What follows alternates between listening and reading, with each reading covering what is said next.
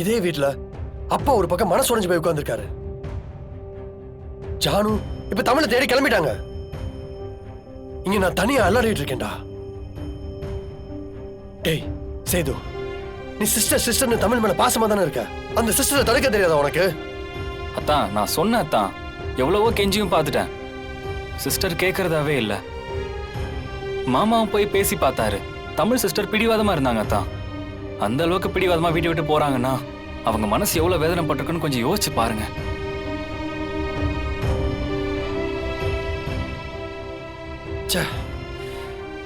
இவளால ஒரு நாள் கூட வீட்டுல நிம்மதியா இருக்க முடியலடா. ஏண்டா கல்யாணம் பண்ணோம், ஏண்டா வாழ்றோம் இருக்குடா. என்னத்தான் இப்படி பேசுறீங்க? நீங்களும் ஏதோ தமிழ் சிஸ்டர் மேல தப்புன்ற மாதிரி பேசுறீங்க. உங்க மனசை தொட்டு சொல்லுங்க, தமிழ் சிஸ்டர் தப்பு பண்ணாங்களா? அவங்க இன்னைக்கு வீட்டை விட்டு போனது தப்புன்றீங்களா?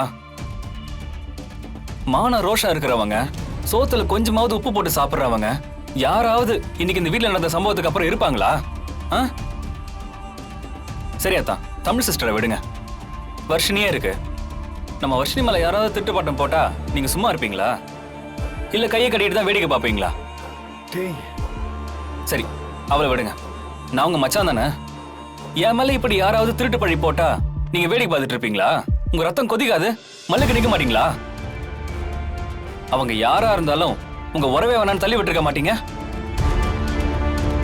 எங்களுக்கு ஒண்ணுன்னா உங்களுக்கு துடிக்கும், ஏன்னா நாங்களும் அவங்க சொந்த ரத்தம். ஆனா தமிழ் சிஸ்டர் அப்படி இல்ல. அவங்க வேற குடும்பம், யாரோ தானே. அப்ப அப்படித்தானே அத்தா பாப்பீங்க? அது எப்படி அத்தான்? கல்யாணம் பண்ணி இத்தனை நாளா தமிழ் சிஸ்டர் உங்க கூடவே இருந்திருக்காங்க.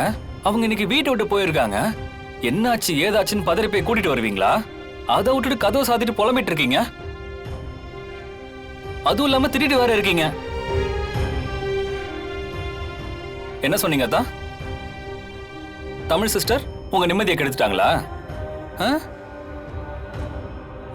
சத்தியம் பண்ணி சொல்றேன் அத்தா, உங்க மனசாட்சிக்கும் அது தெரியும்.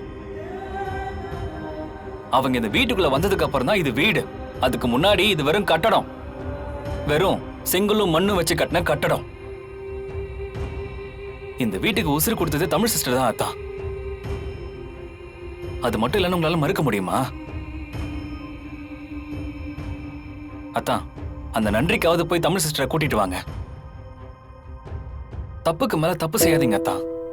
இப்ப தமிழ் சிஸ்டர் எங்க இருந்தாலும் இந்த பிரச்சனை தெரிஞ்சதுக்கு அப்புறமா தான் புருஷன் தன்னை தேடி வருவாரு, தன்னை கூட்டிட்டு போவாருன்னு நம்பிக்கையில இருப்பாங்க. அவங்க நம்பிக்கை அழிச்சிடாதீங்க அத்தா. நீங்க பாருங்க அத்தா, நான் கல்யாணம் ஆகாதவன் தான். ஆனா நிறைய கல்யாண ஜோடியை பார்த்திருக்கேன். புருஷன் பொண்டாட்டி வரவனா என்னன்னு எனக்கு கொஞ்சம் புரியும் அத்தா.